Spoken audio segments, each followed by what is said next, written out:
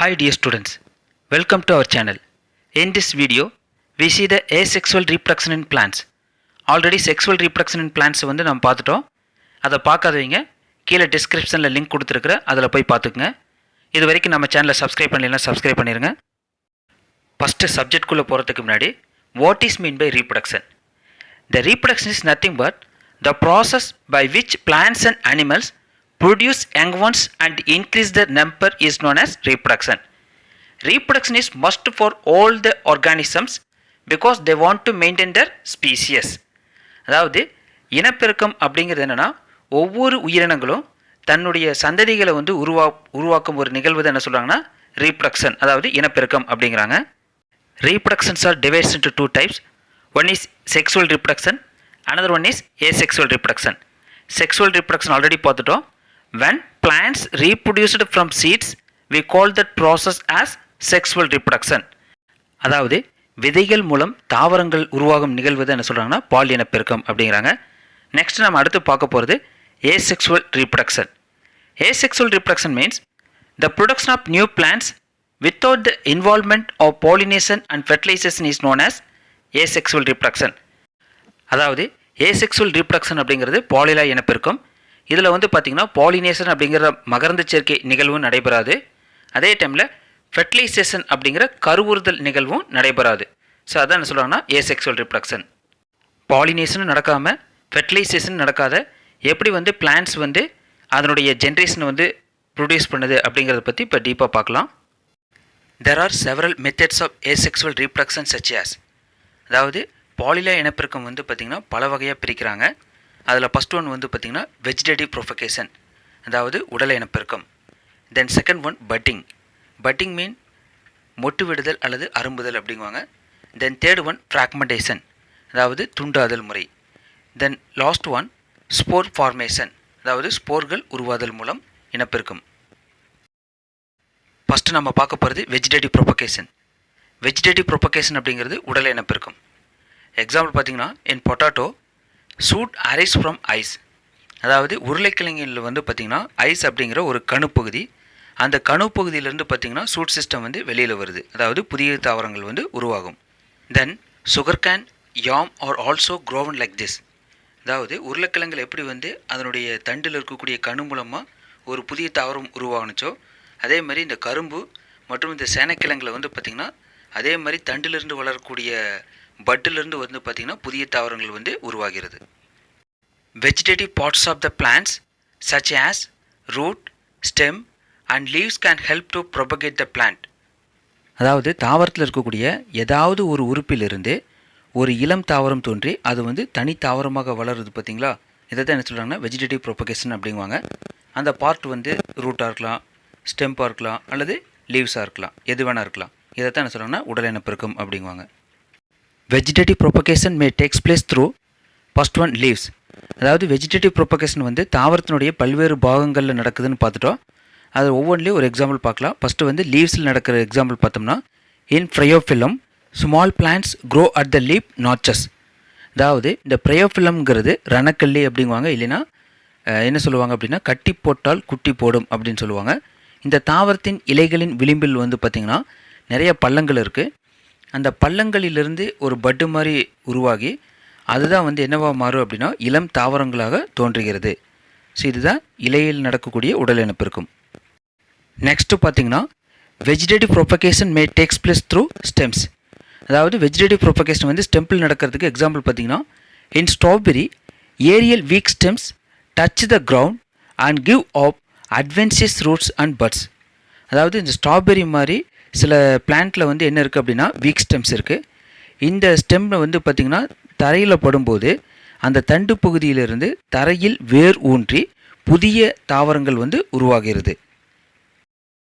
Then when the connections with the parent plant is broken the offspring becomes independent, அதாவது தாய் தாவரத்தில் உள்ள தொடர்பு வந்து அறுபடும் போது இளம் தாவரம் என்ன ஆகுது அப்படின்னா தனித்தாவரமாக வளர்கிறது.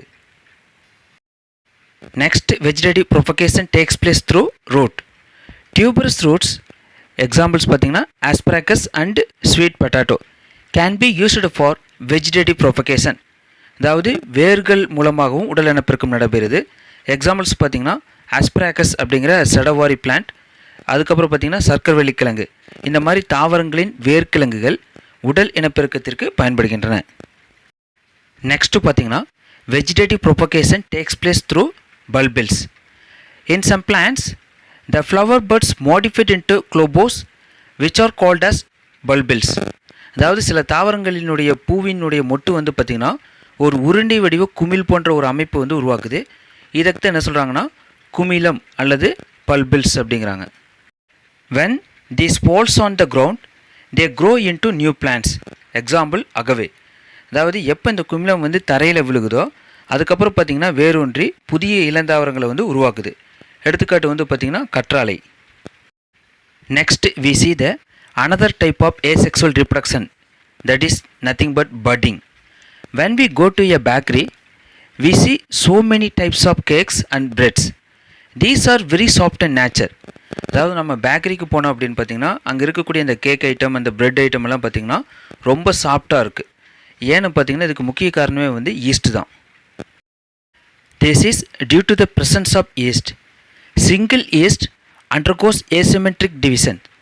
Then it produces a small protuberance which gradually grows and detaches from the parent cell. This process is called budding. இந்த சிங்கிள் செல் ஈஸ்டில் வந்து பார்த்திங்கன்னா ஏசிமெட்ரிக் டிவிஷன், அதாவது சமமற்ற பகுப்படைந்து ஒரு சிறிய மொட்டு வந்து ஃபார்ம் ஆகுது, அதாவது பட்டு வந்து ஃபார்ம் ஆகுது. இது வந்து அப்படியே படிப்படியாக வளர்ந்து இந்த தாய் செல்லிலிருந்து விடுபட்டு புதிய ஈஸ்ட் செல்லாக மாறுகிறது. Next we see the another type of asexual reproduction is fragmentation. In a bond we see so many algae. Spirogyra is filamentous algae. When it matures, the filament divides into pieces. அதாவது fragmentation அப்படிங்கிறது துண்டாதல் முறையில் நடக்கக்கூடிய ஒரு பாலிலா இனப்பெருக்கம்.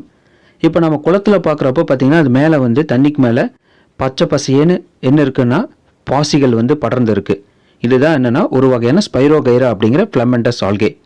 இது வந்து mature ஆகிறப்போ பார்த்திங்கன்னா இந்த ஃபிலமெண்ட் வந்து பார்த்திங்கன்னா டிவைட் ஆகி மினி பீசஸாக மாறுது. அதாவது சிறு சிறு துண்டுகளாக உடைந்து ஒவ்வொரு துண்டும் பார்த்திங்கன்னா ஒரு புதிய இலையை உருவாக்கும்.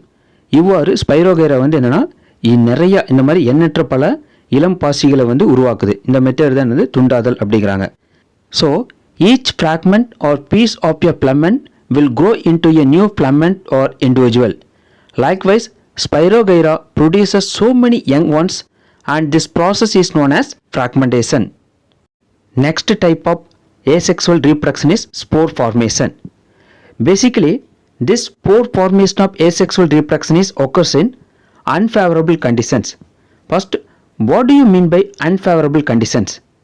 Scarcity of water, high temperature, nutrient deficiency in soil etc. or unfavorable conditions. அதாவது இந்த ஸ்போர்கள் உருவாதல் மூலமாக கூட ஏசெக்சுவல் ரிப்ரடக்ஷன் நடக்குது. இது வந்து எப்போ நடக்குதுன்னு பார்த்தீங்கன்னா ஒவ்வொரு உயிரினத்தினுடைய சாதகமற்ற சூழ்நிலையில் வந்து இந்த வகையான ஏசெக்சுவல் ரிப்ரடக்ஷன் நடக்குது. சாதகமற்ற சூழ்நிலைன்னா என்னென்னு பார்த்தீங்கன்னா தண்ணி இல்லாமல் இருக்கிறது, அதிக வெப்பநிலை இருக்கிறது, மண்ணில் வந்து பார்த்திங்கன்னா நியூட்ரிஷன் குறைபாடு அதாவது ஊட்டச்சத்து குறைபாடு இருக்கிறது. இதெல்லாம் இந்த சூழ்நிலை தான் என்ன சொல்கிறாங்கன்னா சாதகமற்ற சூழ்நிலை அப்படிங்கிறாங்க. During these conditions, non-flowering plants like algae, fungi, moss and ferns produces spores. அதாவது இந்த சாதகமற்ற சூழ்நிலை நிலவும் போது இந்த பூக்கா தாவரங்களுக்கு பார்த்தீங்களா, அதாவது நான்-ஃப்ளவரிங் பிளான்ட்ஸ் லைக் எதுனா algae, fungi, moss and ferns பெரனிகள் அப்படிங்குவாங்க. இதெல்லாம் என்ன பண்ணுது அப்படின்னா இந்த ஸ்போர்களை வந்து உருவாக்குது. Finally, they germinate into a new plant when favorable conditions are returns. அதாவது இந்த பூக்கா தாவரங்கள் வந்து உருவாக்குன அந்த ஸ்போர்கள் வந்து பார்த்திங்கன்னா சாதகமான சூழ்நிலை இருக்கும் பொழுது அது கிடைக்கும் பொழுது என்ன ஆகுதுன்னா முளைத்து புதிய தாவரங்களை வந்து உருவாக்குகிறது. தேங்க்யூ வியூவர்ஸ் ஃபார் வாட்சிங் மை வீடியோ. நம்ம சேனலை சப்ஸ்கிரைப் பண்ணாதீங்க, சப்ஸ்கிரைப் பண்ணிடுங்க.